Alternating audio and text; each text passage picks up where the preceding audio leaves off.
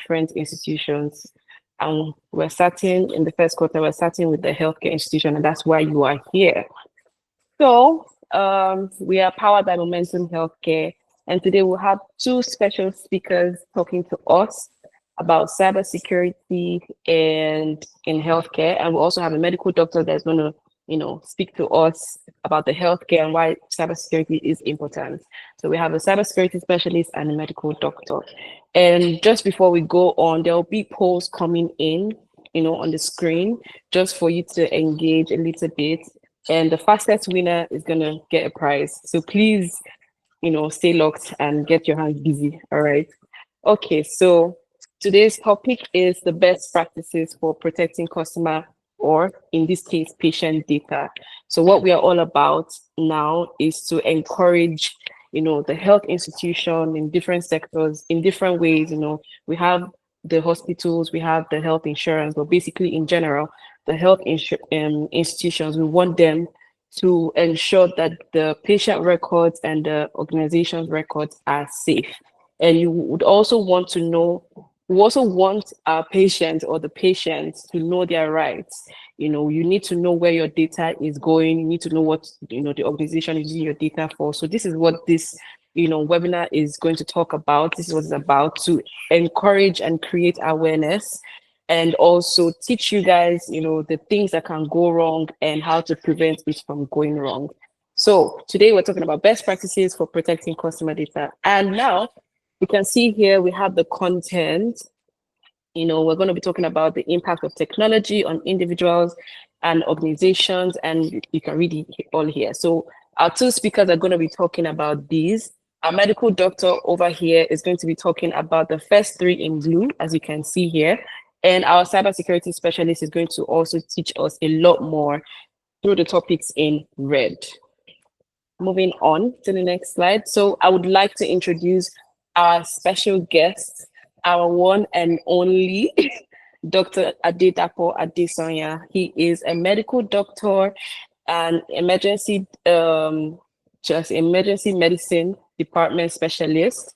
You can see he is like an all-rounder. I don't even know. I am always very excited to, interact with people like this. You can see that here, he's an emergency care expert. He practices in emergency medicine, specializing in resuscitation, training healthcare professionals as well in BLS. BLS is basically basic life support and advanced life support at the Duchess International Hospital here in Lagos. He's also a healthcare leader, and he plays a vital role in recruitment and onboarding, ensuring hospitals are staffed with skilled and compassionate professionals. He's also very innovative, which is why we have him here on this platform. He is innovative.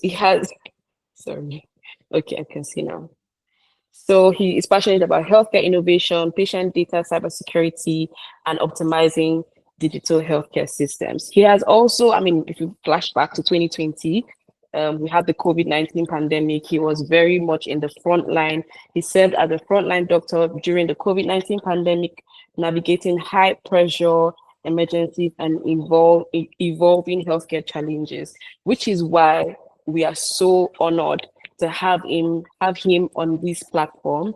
So we're going to let him take the floor to take us through the first three topics in, the impact of technology in healthcare. And yes, so Dr. Adedapo, welcome. Thank you for joining us, and you can have the floor now.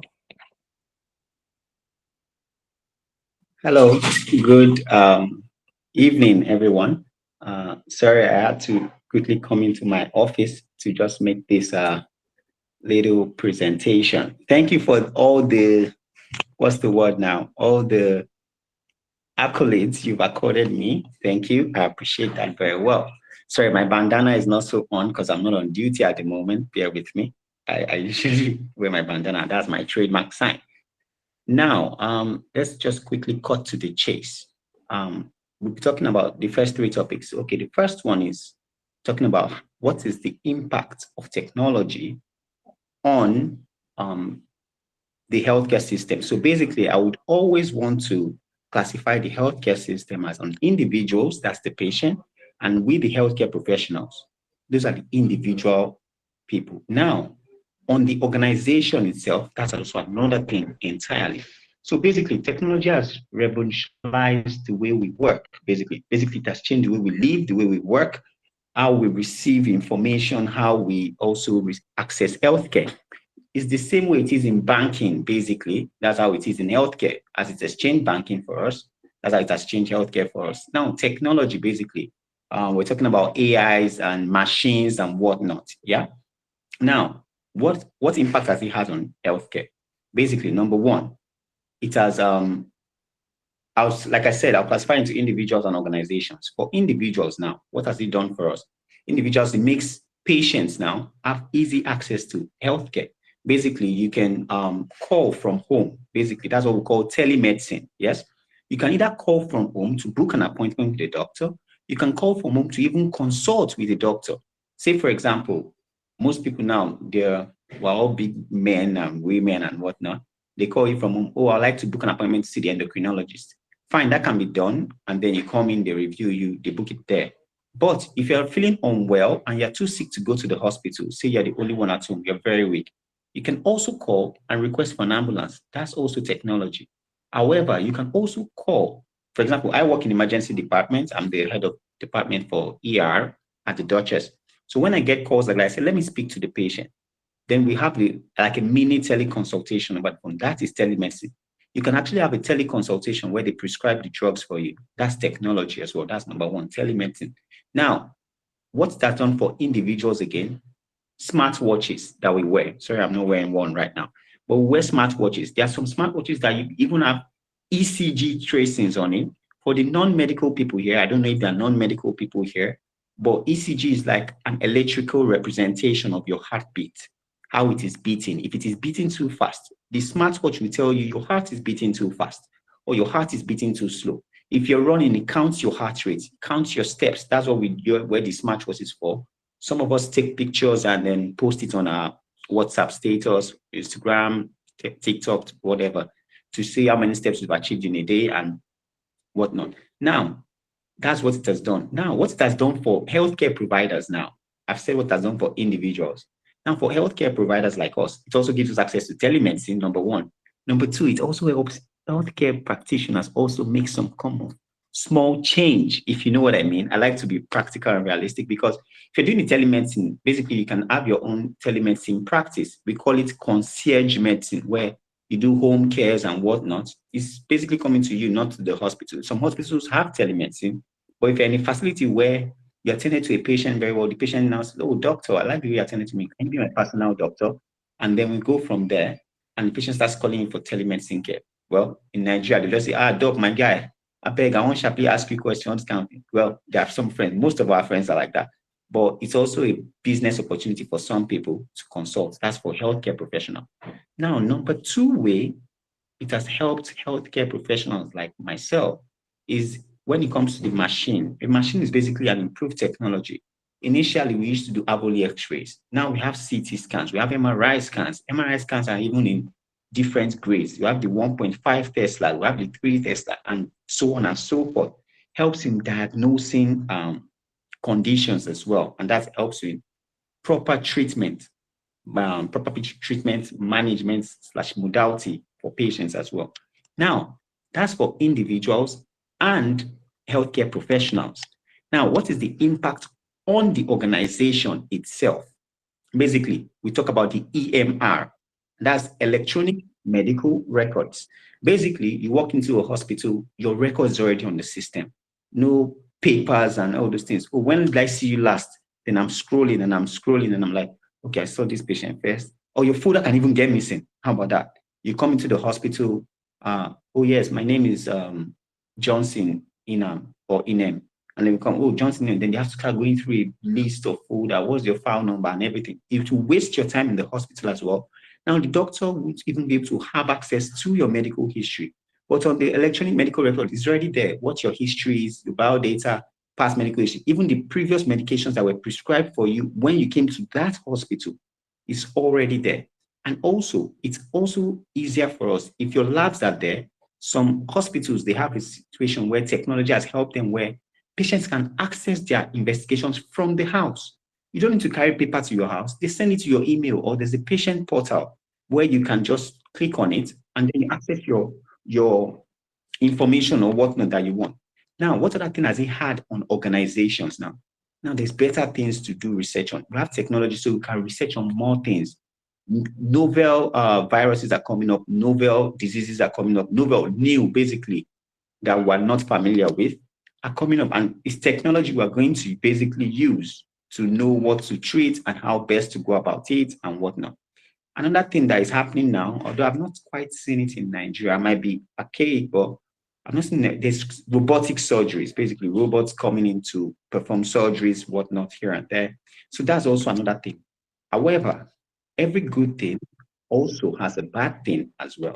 In as much as there's all these advantages, it also has some cons as well. It's like when you're going for surgery, say I want to remove my appendix, for example. Yes, you can remove my appendix, my life will be better. They would also always tell you the risks about everything you do. Now, there are some risks with this technology as well, because it's an impact.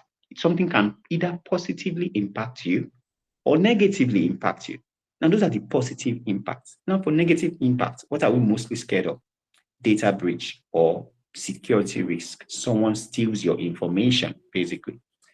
Say you're a VIP patient or a VVIP patient.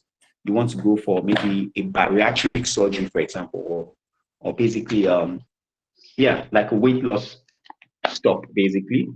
And then you don't want people to know that you're going for a weight loss procedure.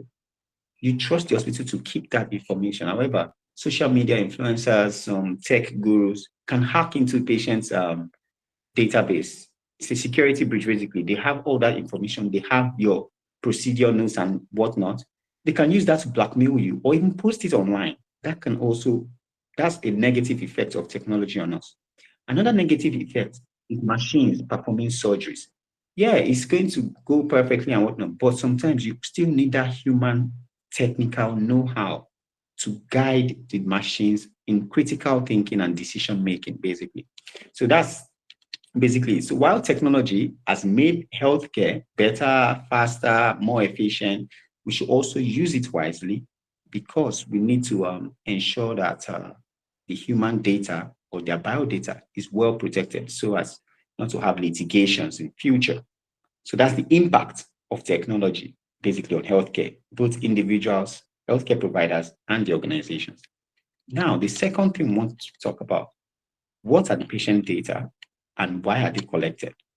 Patient data. If anybody should ask you for your data, you go to a bank. Basically, the first thing you want to know is your name. So your name is there. Your date of birth is there. Your sex is there. Some people address.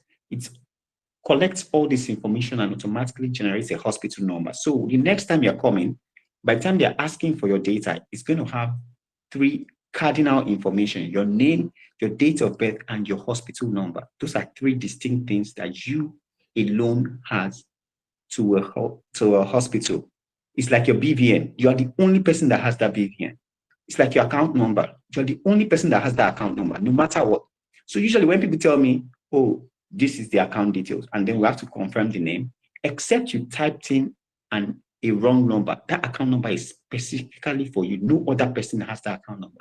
So most times I try to not confirm and I just tell you, oh, I've sent it. Then like, oh, what name showed? It's only you that has it. So I'm sure it's only you that I sent it to. Then I tell you your name and then you confirm. So that's it. Now, that's patient data. But as well, your medical history is also collected. Those are patient data that is also collected. Remember, it's a what and why is it collected? So this, I'm still in the what is collected. Your medical history. Are you hypertensive? Are you diabetic? Have you had a stroke before? Have you had any surgeries before? Just the past medical history. Do you have any allergies before? Because I might want to give you a drug that you have reacted to. I might want to use technology to diagnose a condition for you. Maybe I want to do a CT scan. And in the CT scan, they're going to put contrast. For non-medical people, again, contrast is like a dye. What it does, it will color and outline the image I want to see very well. So I want to give you that, and you reacted to it before. There are people that, when they passed that into them, they passed out. They had burns all over their body. They had skin reaction. Some of them couldn't breathe well. I need to have that information so I don't have that occurrence repeat itself.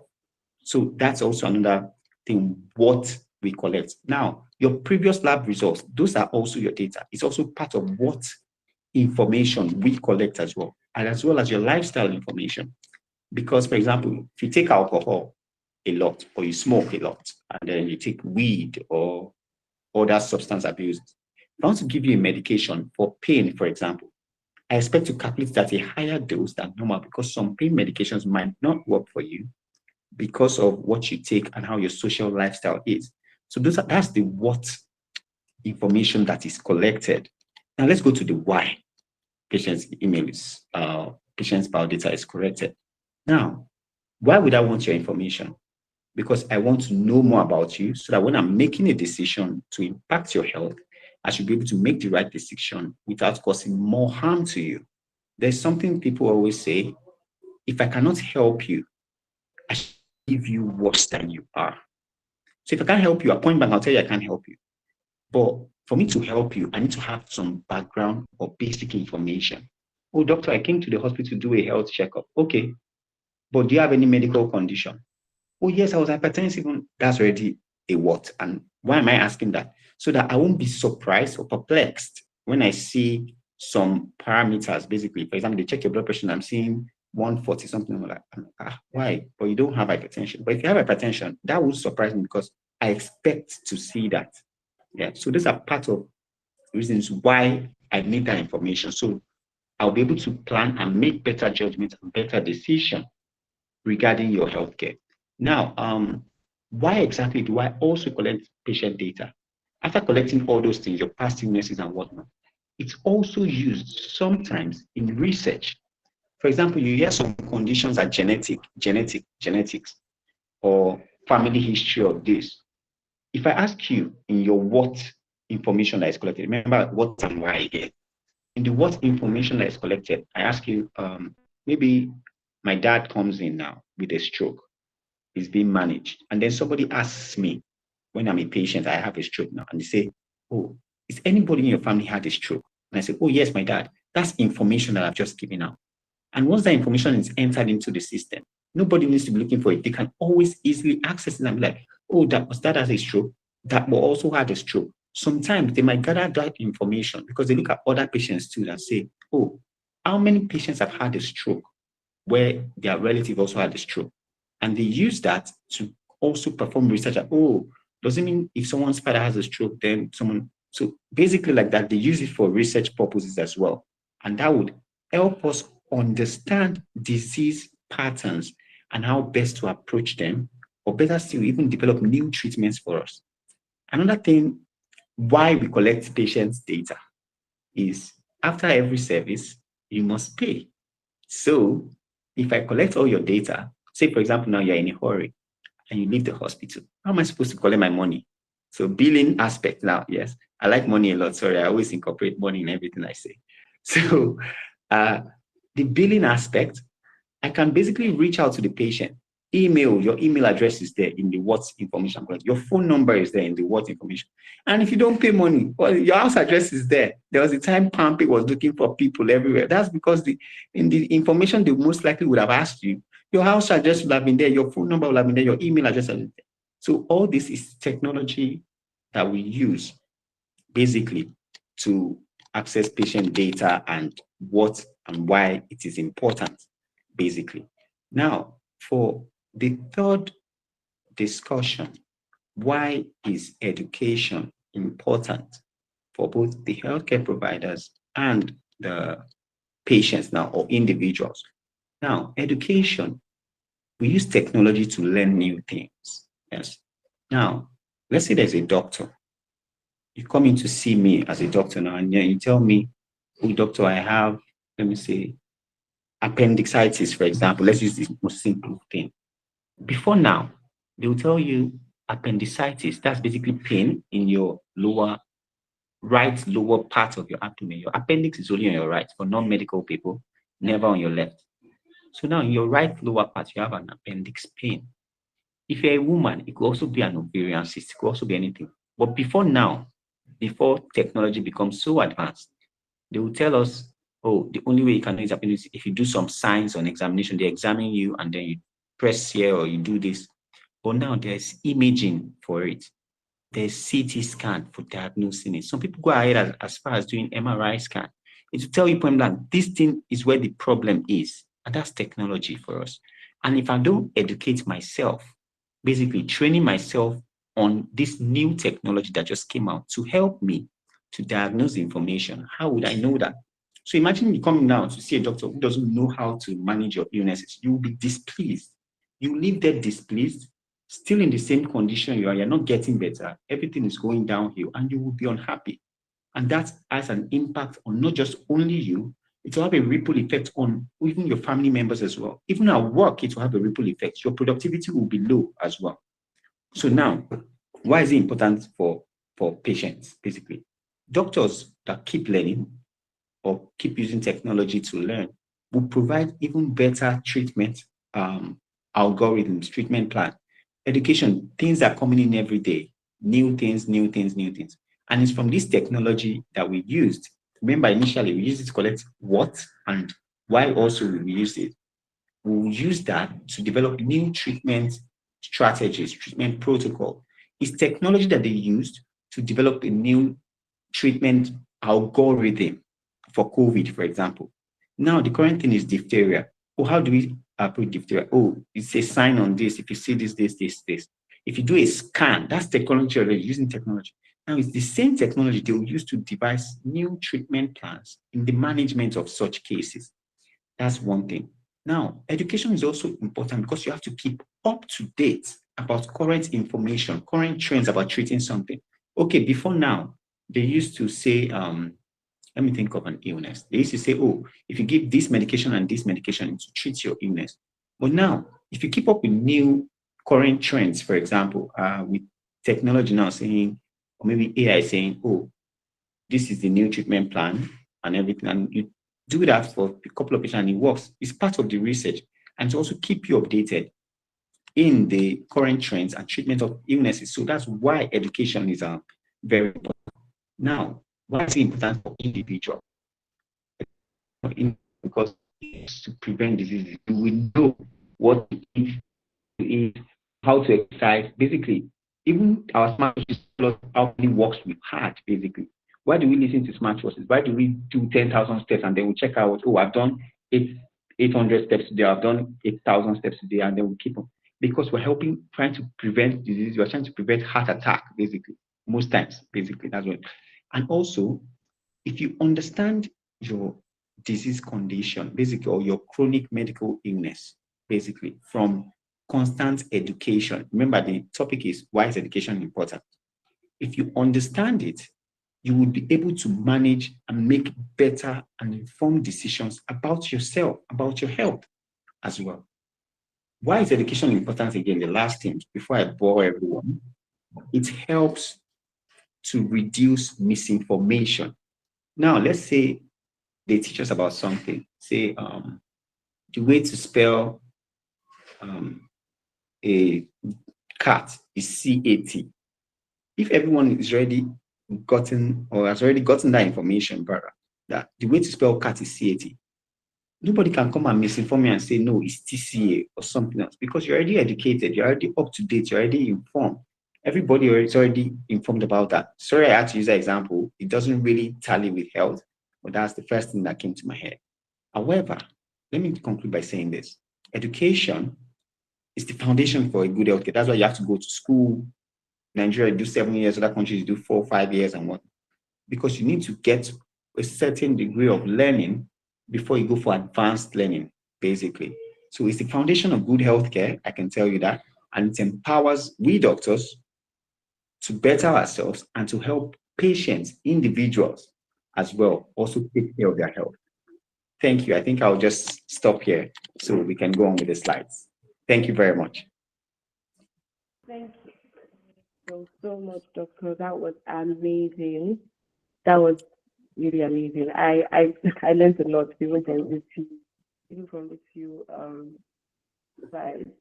Okay. For those that joined, again, we're talking about best practices for protecting patient data in healthcare. And we are, again, Project KICI. Our job is to create the awareness for cybersecurity. My name If you don't know, my name is Dr. Opti Inyang. I'm a medical doctor. I'm also director of program in Project KICI. So yeah, before we move on, I want you guys to just keep engaging in the chat, ask questions, just get your questions ready because we're going to have the question and answer session. And so the next speaker, we have our cybersecurity specialist. He is well versed, very experienced in this area, and would like him to talk to us. He is Mr. Ologun Kende. He's a cybersecurity professional, the founder of Project KICI as well. So yes, Mr. Kende is a senior consultant at Safe King, specializing in IT governance, risk and compliance with expertise in auditing cybersecurity frameworks, enterprise risk management, and so many other things. He's also a specialist in standards and frameworks. He has extensive experience in implementing and auditing global standards like ISO 27001, ISO 22301, and so many others in helping organizations strengthen their security posture. He's also a trainer and mentor. So he actually is an active cybersecurity advocate, which is why we have this platform right now. He has trained and mentored thousands of people in organizations and individuals that would like to even be cybersecurity specialists, supporting professionals and students through workshops, initiatives, and mentorship programs to bridge the cybersecurity knowledge gap. It's also a global impact. See, it's not a small person, please. Mr. Kende has played a key role in auditing, assessing, and training organizations in Nigeria, Sub-Saharan Africa, the UK, and he's global. He's everywhere, and he has contributed to a safer and more resilient digital ecosystem. So please give it up for our founder of Project KICI and our cybersecurity specialist, Mr. Ologun Kende. Round of applause, guys. Good evening, Opsi. Good evening, everyone. Please confirm you can hear me. If you can hear me, please give me a thumbs up.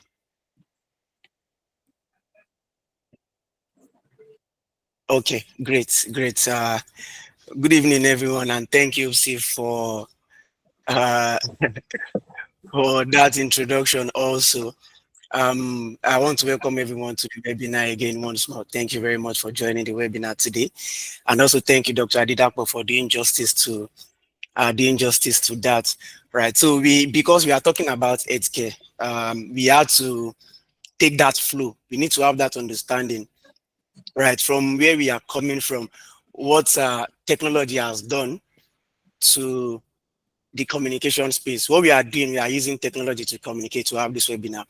We do not, gone are those days where we have to do a one-on-one introduction, one-on-one webinar. We have one-on-one physical meet just to pass information like this. Technology has changed the way things are currently. And Dr. Adidapo mentioned a lot of ways, technologies that have also been, integrated into the health system currently, right? I also saw a video where a robot was carrying out operations, and that was very, very, very fantastic. That was very fantastic. And we also saw what medical data are and why medical data are very, very much important. Why medical data are very, very much important. So I take my video because of the bandwidth so that others will be able to, get this information well, right. So I remember back then when I was in my ND1 in school. Then I had a friend, a classmate actually. My name is Olugun Kende James. His own name was he has his surname, but he also has my first and second name. He also has Kende and James at the back of his own name also. So just where I have Olugun Kende James. He has his surname, then he has Kende James. And then we did a course then. I think it was technical drawing in my ND1 then. And I was supposed to have a carryover in that course because I know that I did not do it. But the lecturer made a mistake and gave him the carryover instead because he also has Kende James at the back of his name. And I have Kende James at the back of my name. Right. So we can see where there can be mistakes if data are not used well. We've seen cases where people carry other person's information. Let's say you went for a particular treatment or test, and then you are supposed to get a report. You see where people mistake reports and then they are treating you for something else.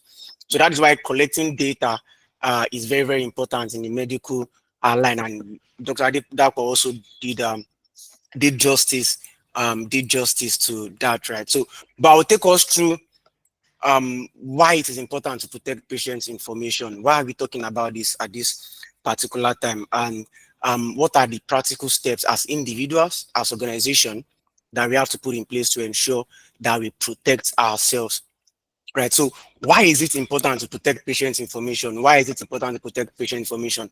Number one, privacy and confidentiality. Very important. These two words, I know we must have heard them a lot, but these two words are very, very important, especially in the fact that we are now moving into a very fast technology age, right? If I go to my own hospital now, I do not, in fact, I do not know any doctor in the hospital that I use currently. I just go there, I tell them my name. The moment I tell them my name, they have my data, they have my medical history, they have any information, they know my next dosage, they know what I'm supposed to take next, they know what I got the last time I come there. Why? Because all of these things are automated and there's a technology for each of the system. But if we do not put process in place to ensure that these technologies are secured, there can be a breach in privacy, there can be a breach in confidentiality. Now, for instance, let me give a typical example. Imagine a person's health status being leaked outside. Let's say the person is HIV positive, or that person has a mental health record that has been exposed. You know, the kind of stigma or social consequences that can bring.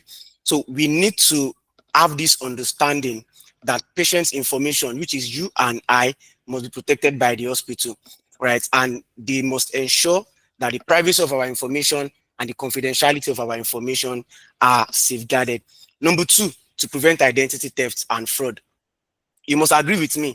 Sometimes if you just get some text message, especially for those of us that are in this part of the world, in Lagos, especially the Ogba side of Lagos, you will just get a text message that you should come for an interview. You've not submitted a CV anywhere before. You've not, of recent, you did not submit your CV. You did not tell anybody that you are looking for a job. And then you just get a text message that you should come for an interview. Ask yourself, where are those informations coming from? Sometimes they get them from the hospital, sometimes they get them from the hotels and other institutions that do not ensure that this information are kept. And then you see people, fraudsters can steal medical record, medical ID, steal the name of the person, and then this will lead to identity theft. They steal your identity, to carry out, maybe collect a treatment, or use those identity to carry out, to perpetrate evil. Also, why it is important to protect patients' information. This is for the health institution and the EMR institution that we have on this call, to ensure compliance with regulations. There are some regulations that do not joke with patients' information, that do not joke with informations like our personal identifiable information, we call it PII, or personal health information, what we call PHI. And we have various compliance regulations like that. We have the HIPAA, which is Health Insurance Portability and Accountability Act. If you're in the US, you must be in compliance with that. Or you have an hospital in Nigeria, but you are collecting data of people in the US, then you have to be in compliance with HIPAA. We have GDPR, we have NDPR, which is the Nigeria Data Protection Regulation that has been signed into acts, right, a few years ago. We have other standards also that the health institution have to be in compliance with. Why is it also important to protect patient information? To prevent cyber security threats, to prevent ransomware attacks, and various attacks that can breach the confidentiality and privacy of patients like you and I, of information that they have in the health system, and also to maintain trust and reputation within the health system, and then to ensure that there are no tampers. I just gave a typical example. I've seen a case, I've heard actually of a case where someone was giving another person's medical record and it's almost caused an issue. So we need to protect those information. If you are an healthcare practitioner on the call, you understand that if there is a tamper in someone's information, that is a major problem. That's a big blow, right, to that person's privacy. So we have a 2-minute video. I want us to pay attention to this video, whether the sound comes well, right, or not. Let's just pay attention to the video. I will narrate the video to. All right. So to manage time, let me just give a quick narration of the video that we just watched now. It's from a series where there was supposed to be a treatment. The lady had an internal bleeding, and the hospital was trying to ensure that the treater, carry out some scan to check where that issue is coming from. And at that point in time, there was an attack on the hospital. There was an attack on the hospital, and they could not access any system. I have a friend of mine that lives in the UK.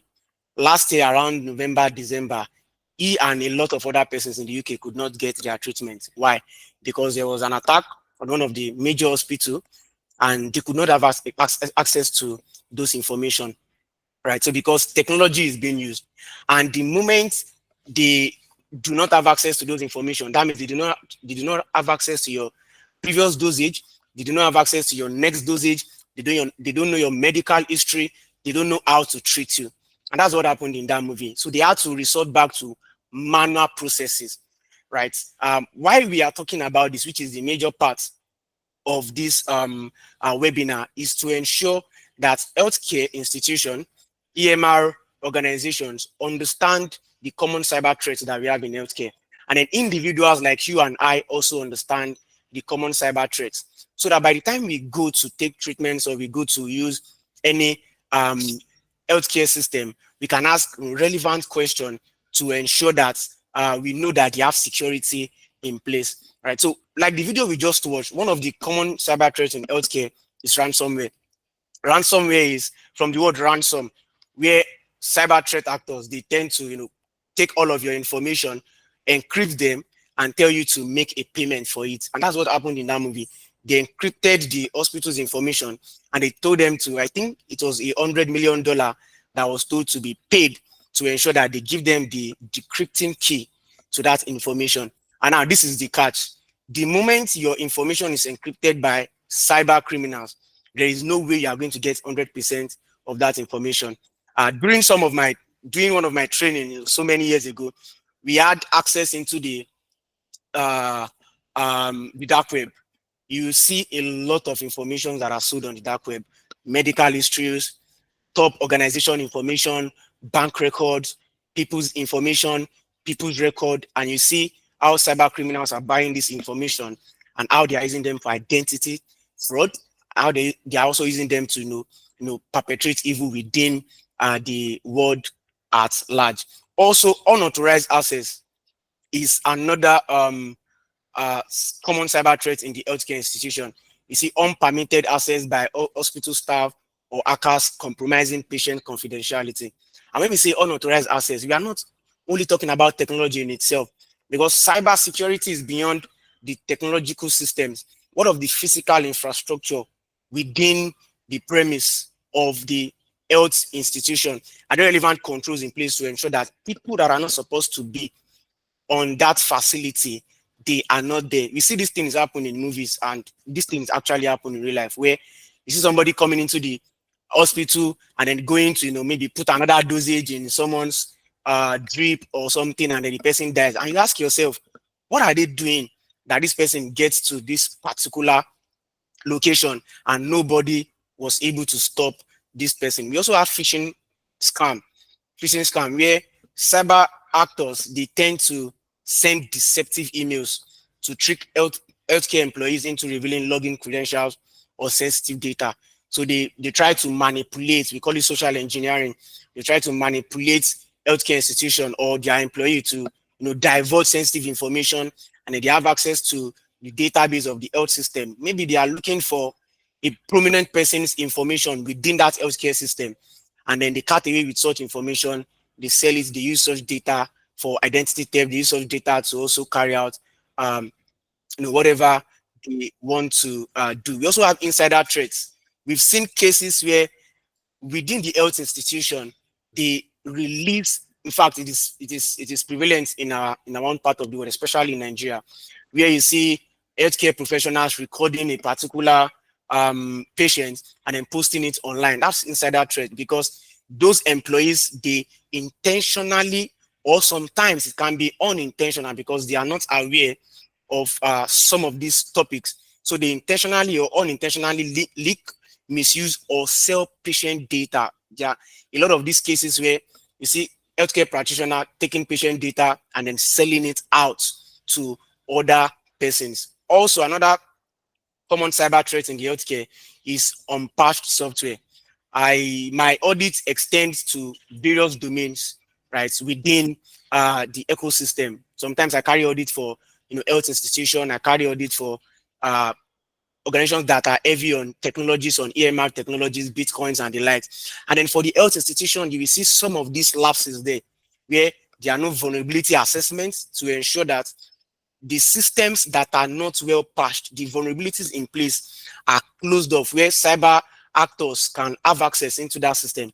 You will see some of these lapses there. So unpatched software is also another common cyber threat in the healthcare ecosystem, right? And then we can see, some typical example of various organizations that have been breached. But because of time, I'll just go straight to the Plateau State Healthcare Management Agency, Plashema. In fact, I read this article that was last year, and it is heartbreaking, because they had reported to Plashema, and then they had reported to Nigerian computer incident response team, like a lot of time, to tell them to close up the vulnerability in that system, because they could have access to people's PII, people's PHI.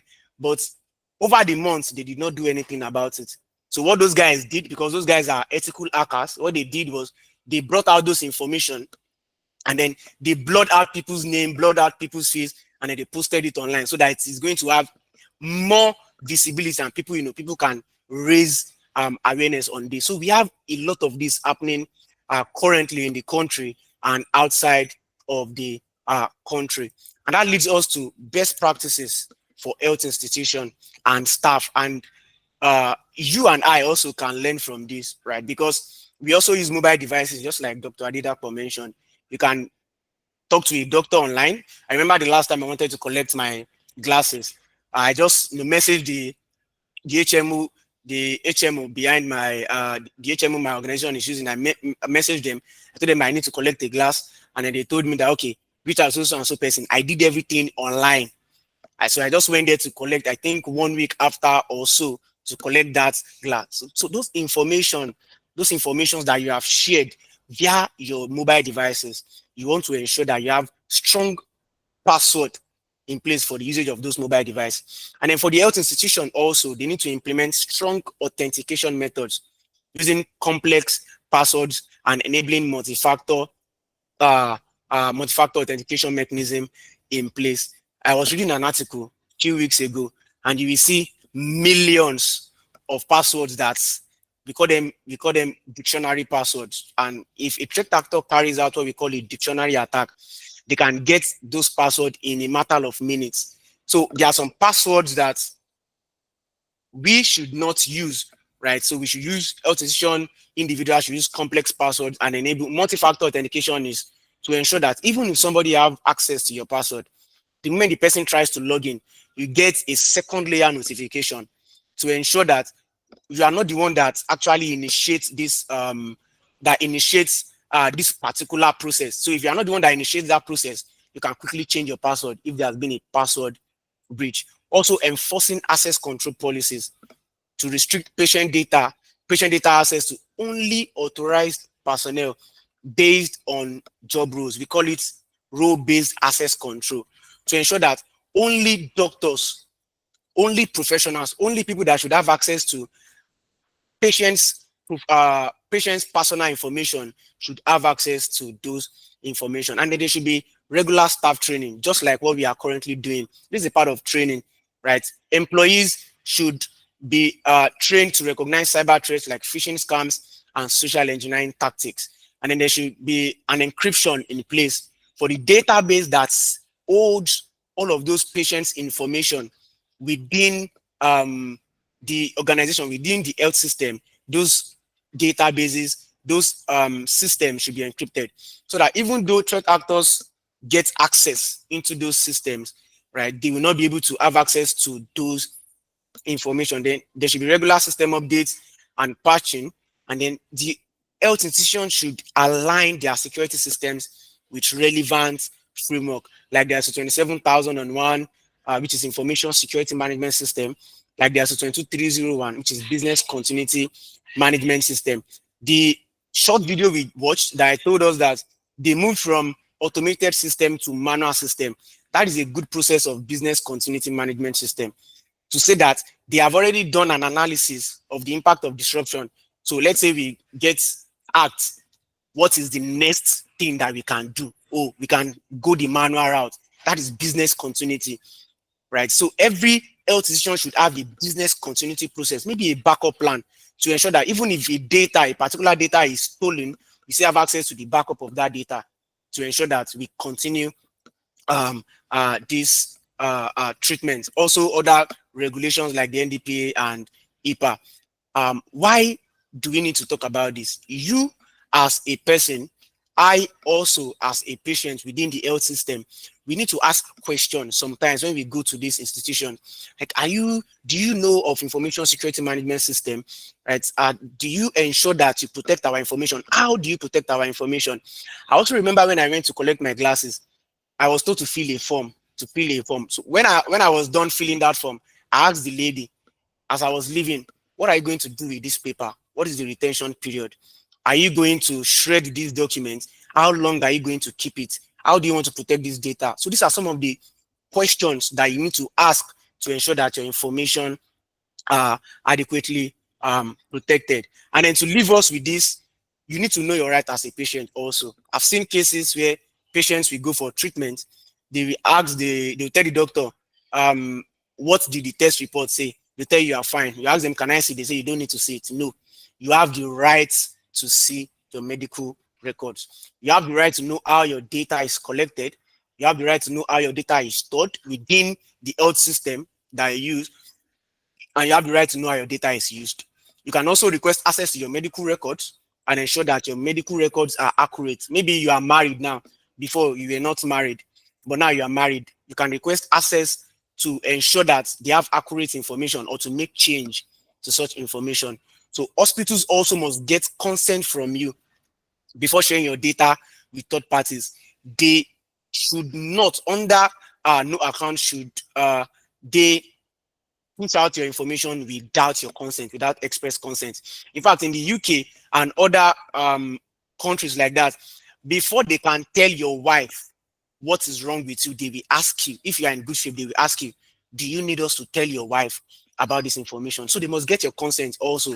That is your right as a patient. And then if a data breach occurs, you have the right to be notified and protected. Also very, very important. The moment there's a data breach, that within 24 hours, they're supposed to notify you to let you know that there's been a data breach on our information system. And then your data is part of what the cyber actors took away from our system, right? These are the mechanisms we have put in place to ensure that we report to relevant authorities, and then to also ensure that your information is protected and other controls they have in place, right? So it is important that you should know your rights as a patient. Beyond this webinar, you are able to have more understanding of cybersecurity processes also, like not to know them in depth, but to have basic understanding of why your data is collected, what your data is used for, how the health institution is supposed to protect your data, and then your rights as a patient in the management of your data within the health institution. Right. So thank you for your attention. I will pass the mic back to our host, Opsi. Amazing. I mean, a round of applause for that because I've learned a lot as well. And if you know cybersecurity, sometimes it sounds very vague, but when once it's broken down, it's really, really interesting. So please, a round of applause for our speakers. That was an amazing session. I mean, a good 1 hour of very well detailed information. I love it. So if you have any questions, please drop them in the comment section or in the chat box so that we can, get our speakers engaged again to answer our questions. Any question you have whatsoever, if it's about, the hospital sector or the cybersecurity sector or both of them combined, anything that you want to ask, please ask, and we will be, checking the chat box to see if we have anything. I'm just going through.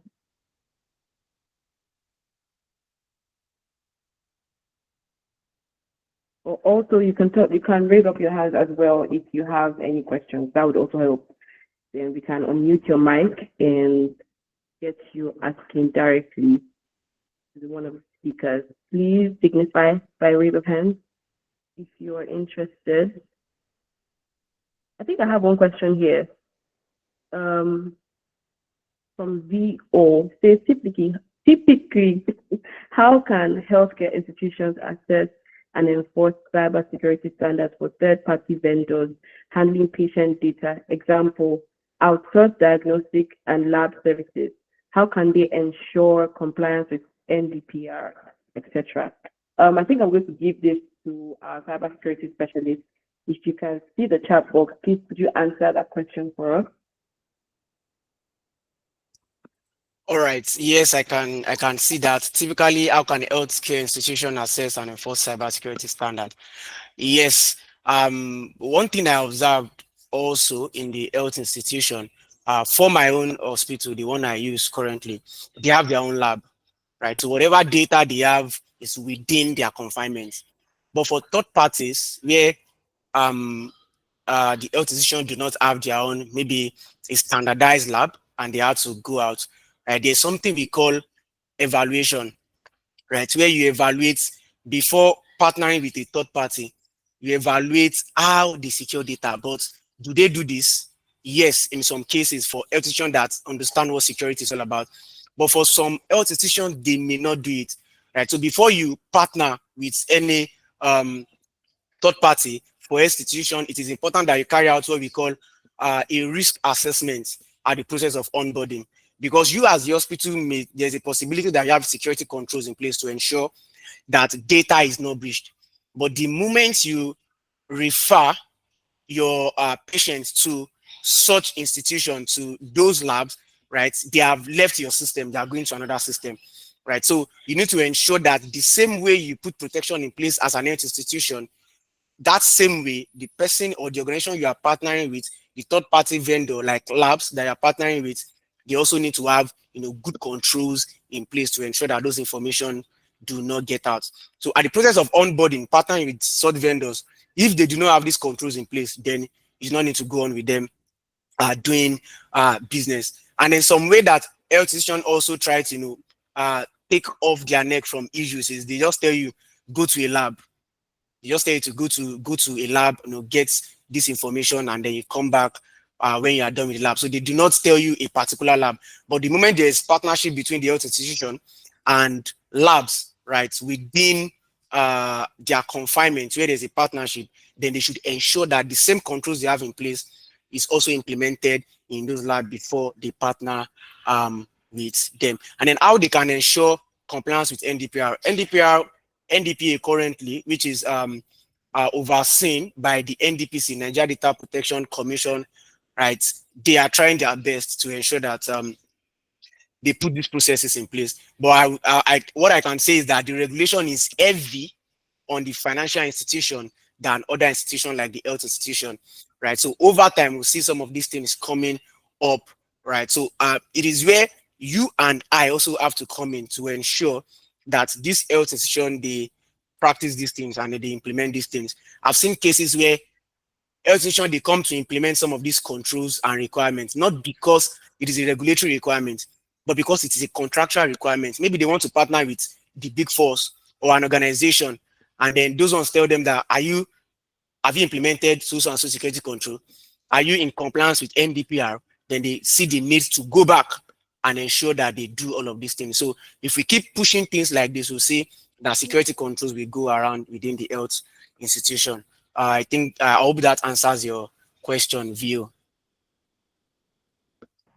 All right. Thank you so much. That was Yes, very it does. Thank that was so All right, insightful. thank you. I'm also seeing a comment here that says health institutions do not put attention to data and cybersecurity systems. I would like our doctor here to actually confirm that, just so we know what is actually happening on ground. You know, we want to have an idea. Is this true? Is it something that can be improved on? Is it something that has not been done before? What's the situation now in the health institution?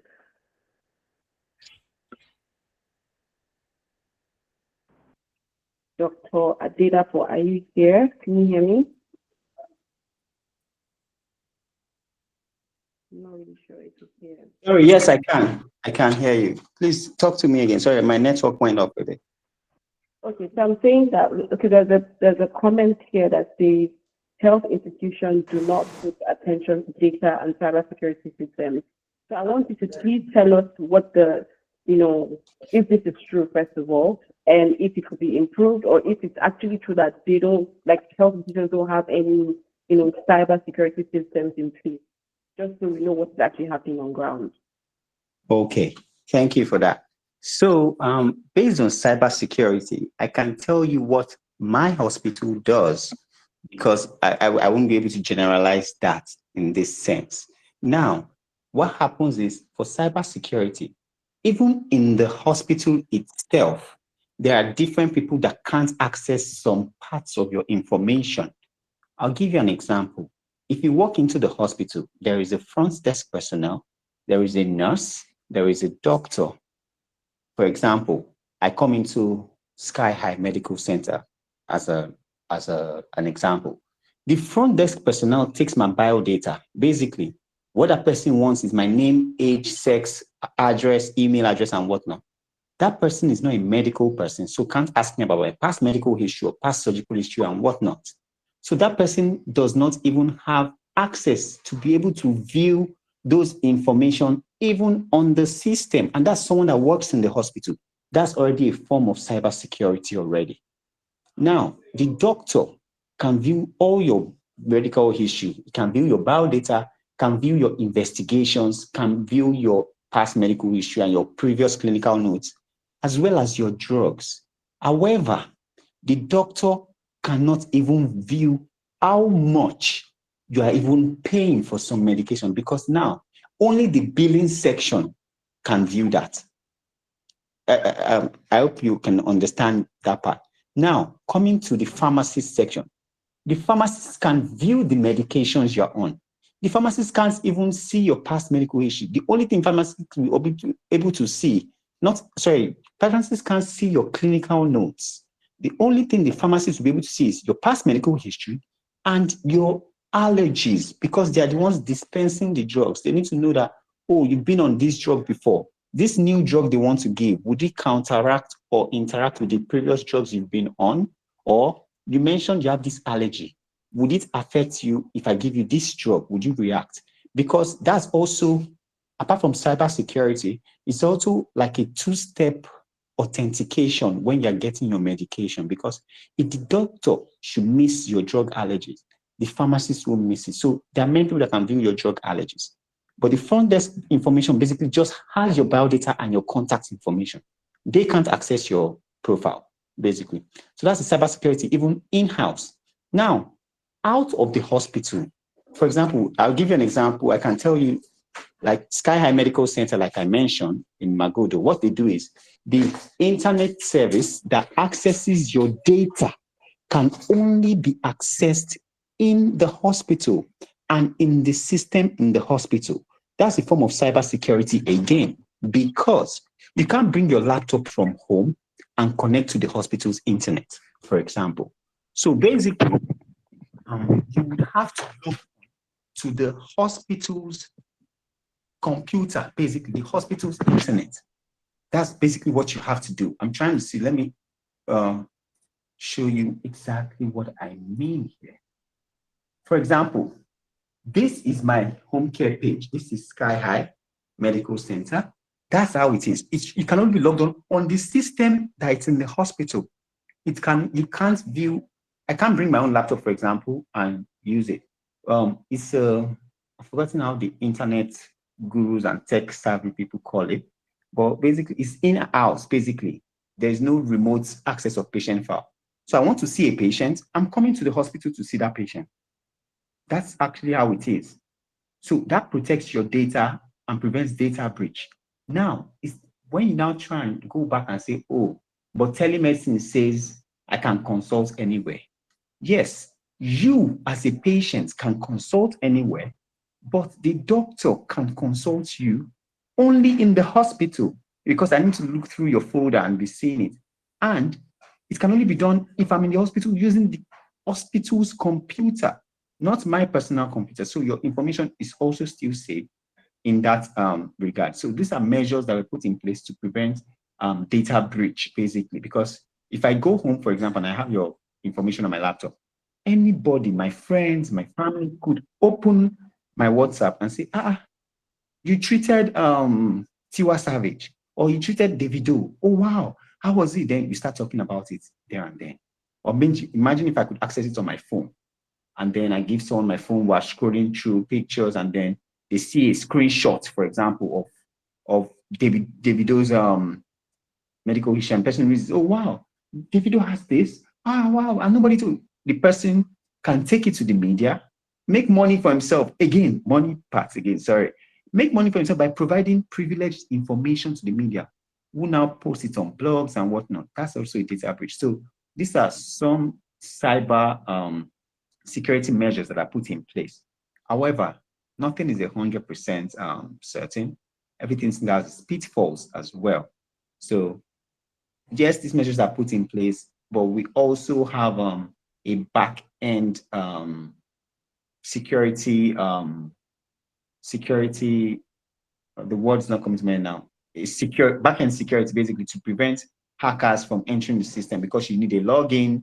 You need to log into the computer with a different PIN. You need to access your data, your EMR as well, with another different PIN again. So there are two different pins, and that's like also our two-step authentication. So I wouldn't say it's true that hospitals don't pay attention to these details, because I think hospitals try to make sure your data is not breached and is well protected. Thank you. Thank you so much. That was amazing. So we have another question actually from Adeni. He says, how can awareness be created for hospitals in Nigeria?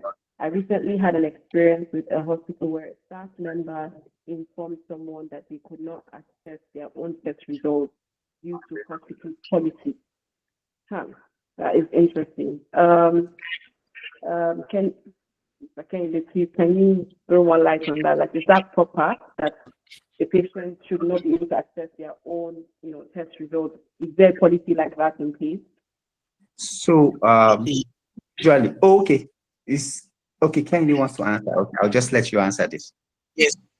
Let me push out something and then you can buttress on it because you're also in the system. Right. So Dr. Adidapo has mentioned some of these things. The question is, what position do we have that staff member in?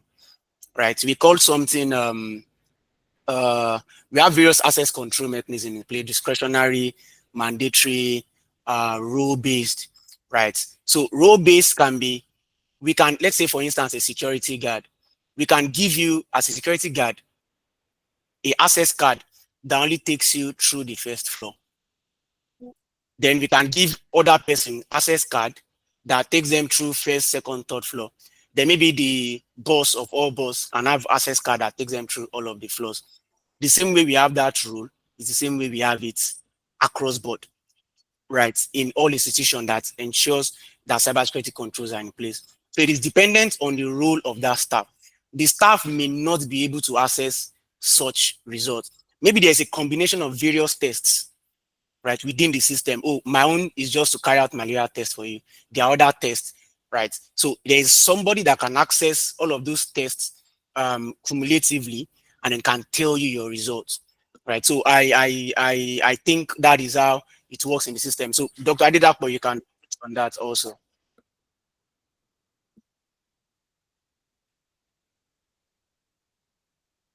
Hello? Sorry about that. So regarding a patient not being able to access his own information, that happens. That's usually like a technical glitch, basically. If, for example, the internet or the network is down for whatever reason it is, yes, the patient might walk in and say, oh, I can't access my information on the portal, and that can easily be fixed, basically. If you get your IT personnel, maybe it's some login issues or whatnot. So that's usually what it is. But withholding information from a patient, I don't think is in any hospital's policy, basically, because you are the patient. You should have access to your results to be able to view them and also make informed decisions.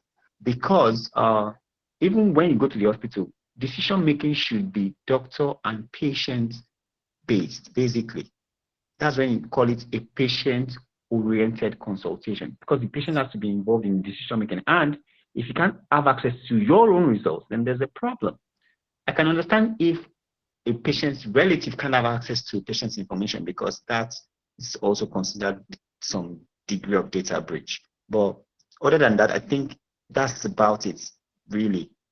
And every other thing is like Mr. Kennedy said already. Thank you. Thank you so much for answering that. And as the question was asked, how can awareness be created for hospitals in Nigeria? I think that's basically what we're doing now in project. Basically, creating the awareness for cybersecurity, the importance of these measures and standards we put in place, so that we're not experiencing, all these kind of problems in our institutions. Okay, I think that's all we have for now for today. No more questions. All right. I also saw some polls popping up on the screen. I hope you guys, were taking part, because there are incentives. They're going to give for the fastest finger if you got the answer correctly. So please check it out. Look on the screen. And we're almost rounding up anyways, but just be aware of that. Okay. Okay. Today was amazing. And thank you so much to our two amazing speakers, Dr. Adedapo and Mr. Kennedy, for today's session. It was very, very insightful. I personally enjoyed it. I mean, I'm in both sectors, and I learned a lot more, especially when we're dealing with Nigeria, as where our focus is in Nigeria. So that is amazing. So our next event, we have a lot of events coming up. So please, I would like you guys to follow us on all our social media platforms, just so that you are in, you're in the know for whatever we're going to be doing next, because we're not stopping here. The marathons continue. Okay, so our next event is coming up in May, as you can see on the flyer here. It's called Certified in KICI, not Certified in Cybersecurity, but Cybersecurity in Cinema. It's basically going to be a very fun event while learning about cybersecurity.